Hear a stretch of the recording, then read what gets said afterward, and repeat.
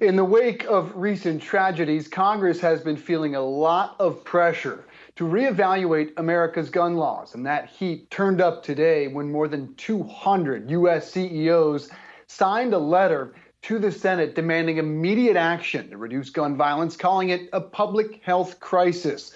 The letter, first reported by Axios, does not call for any specific policy change, but features signatures from the chief executives of Lyft, Unilever, Dick's Sporting Goods, the owner of the Philadelphia Eagles, and Richard Edelman, who is the CEO of Edelman, one of the executives who signed this letter. Richard, nice to see you. It is a difficult time for CEOs to take a stance on anything approaching politics because of the divisiveness of our society. So what made you decide to go forward and sign this letter? So, look, the most trusted institution in the country is my employer. And each employer has to evaluate what matters to his stakeholders. And to my employees, my number one objective in signing this was to say, we need to change. We need this change in America.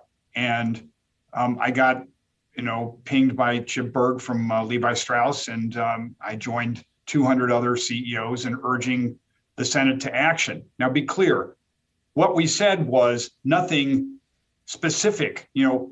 We want something like a red flag law, or we want some limitation on age, or we want something that limits high capacity ammunition.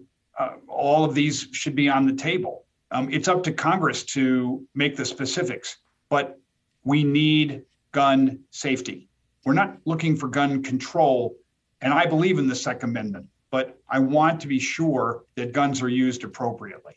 Richard, you signed a similar letter back in 2019 urging the Senate to rein in some of their gun laws, to adjust their gun laws. Are you more confident, I guess, from the conversations that you're having with your peers, from the CEOs of a number of companies, are you more confident that we will see change this time?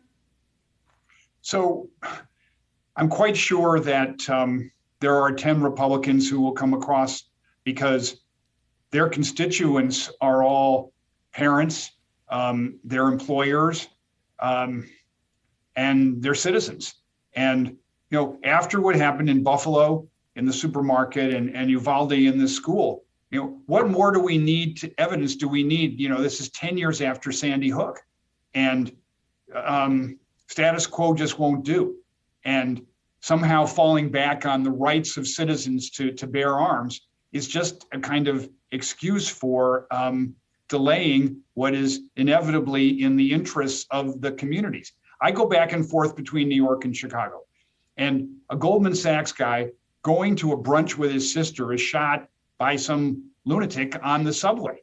That's just not okay. It makes people not want to come into the office of Edelman.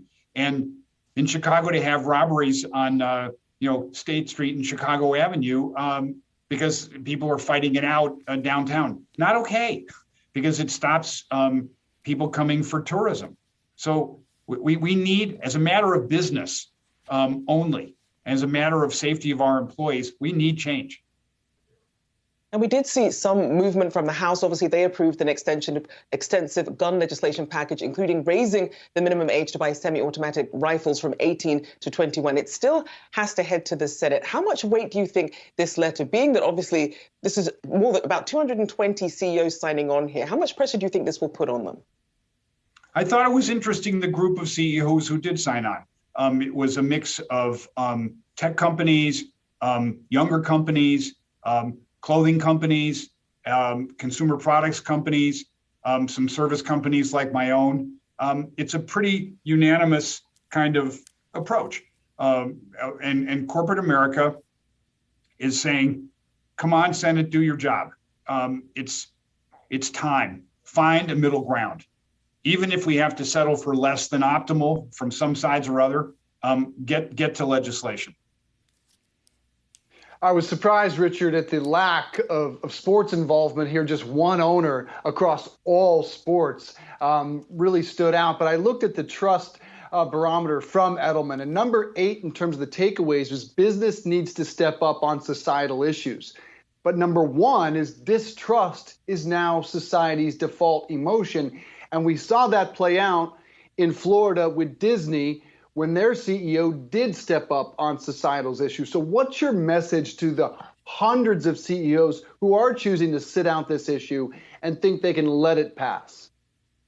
So the big point to make in the most recent trust barometer is, of course, run a good business is the first need. But the second, and almost equal, is stand up on societal issues. Now, the definition of that is sustainability and reskilling and wage levels and diversity and inclusion.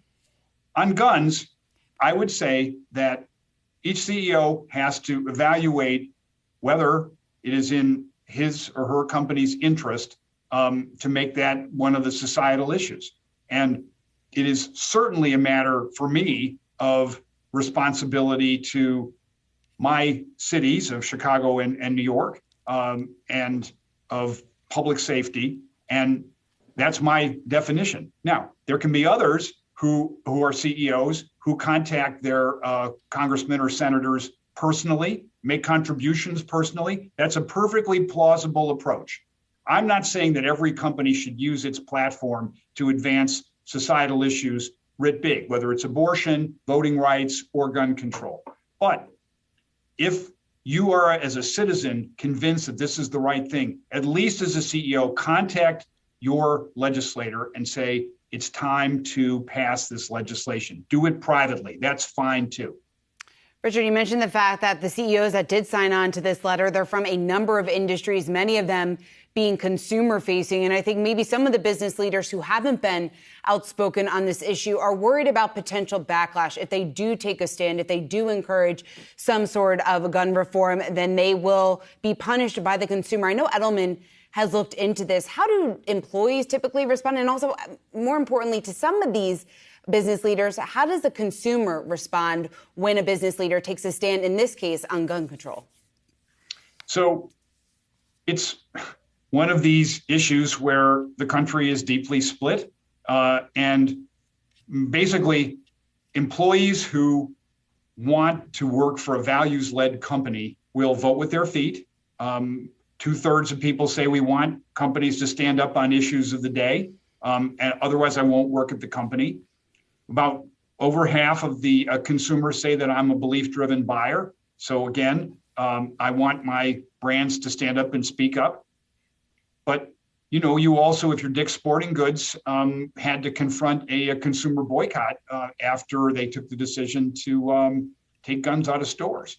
So I think the question for you as a CEO and as a leader is it the right thing to do as a public advocate, which I did yesterday on signing on to the letter, or is it better to do privately with your congressman and senator? That, again, is a perfectly plausible approach if this is going to upset your workforce or your consumer base.